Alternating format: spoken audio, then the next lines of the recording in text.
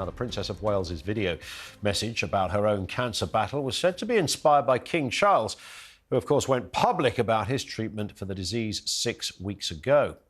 It follows reports that Harry and Meghan found out about Kate's condition, along with the rest of the world. But despite reaching out privately to the Prince and Princess of Wales, it appears there may be no way back for the Sussexes. Royal insiders claim William and Kate have put the Harry problem behind them as they focus on Kate's recovery. TalkTV's royal editor, Sarah Hewson, joins me now.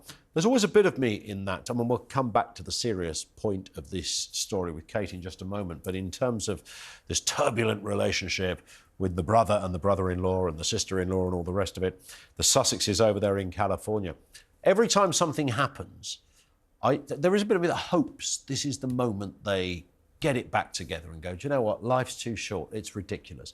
Look at our shared history. Look at what happened to our mother. Look at how that affected us both as kids. We went through it together. I mean, it's heartbreaking when you think of just that aspect of it. Nothing would surely ever break that excruciating bond that they had to endure. And only their brotherly love carried them through it. So all of that. And yet it appears not. It appears that nothing we have heard or seen so far is likely to change, and to kind of compound the misery, they weren't even told, which you might think protocol, despite everything, would have dictated they would be told. But I think this was such a closely guarded secret, and for good reason, to protect the children from it until they were ready to break the news to their children in their own way, that they didn't trust Harry and Meghan with that information because they didn't know whether that was going to get out there somehow. And I think it does give us a sign of just how deep that rift is. And look, I think Harry will be reflecting on this. He loves Kate, we know that. He talked about her in the past as the sister he'd never had and always wanted. There was a real bond between them, but he said some pretty awful things in Netflix and in Spare, some things that William's very angry about and very protective of his wife about. And I think this might have put some of those into perspective for them. But as for whether it's the moment when that rift is going to be healed, yes, it certainly focuses the mind, doesn't it? But I think for the Waleses, for William and Kate, they will want to minimise any kind of stress. They don't want to think about anything else apart from being the five of them. They've got, 4 weeks of the school Easter holidays. They are going to be spending quality time together with their children, and I don't think they want any noises from elsewhere, Montecito or anywhere. Yeah, that makes sense.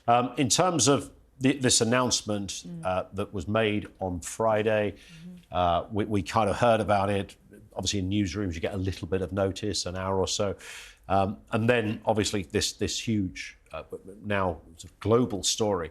But what we've been hearing over the last day or so is that the King was fairly inspirational to Kate in getting her to deal with that. And we forget, I mean, this is something, you couldn't put this in an episode of The Crown, that they were both actually in hospital at the same time for a bit. There are real uncanny parallels between this. The King admitted to hospital for a procedure, subsequently learnt that he had cancer. While he was there, his daughter-in-law was in hospital for major surgery. She did not believe at that point that it was cancerous, but subsequently found out that she had cancer, both of them now receiving treatment for cancer.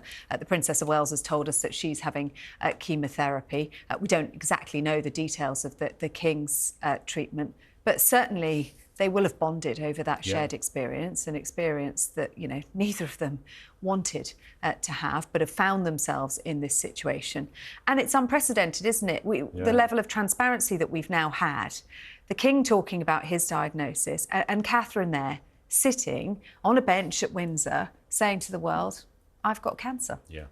I mean, incredible. And he apparently visited her while they were in the hospital, because they had their own section, as you might imagine, for security and all the rest of it, and was able to go down and see how she was doing. Sit at her bedside. And I also understand, it's been reported that Queen Camilla also visited her when she was visiting the King in hospital as well. And there was a lunch that took place last week, on Thursday of last week, at Windsor Castle. Now, that was the day after the Princess of Wales had recorded her video message, but the day before it was broadcast. And it was a private lunch between her and the King. Wow.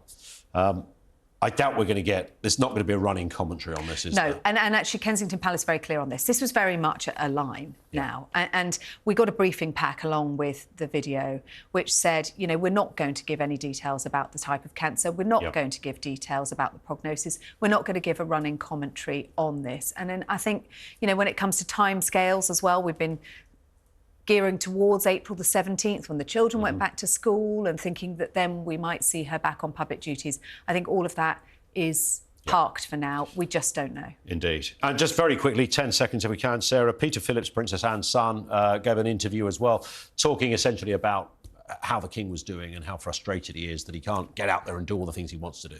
Yes, he said that the King is frustrated that his recovery is taking longer than he might have hoped for, and he's certainly pushing his aides to allow him out and about. We might see him on Easter Sunday. He might take part in Ascot. You never know. And he certainly wants to do Trooping the Colour later on in June. I hope so. Sarah, positive thank you. signs, I Indeed, guess. very positive. Sarah Hewson, our royal correspondent, with us on the programme.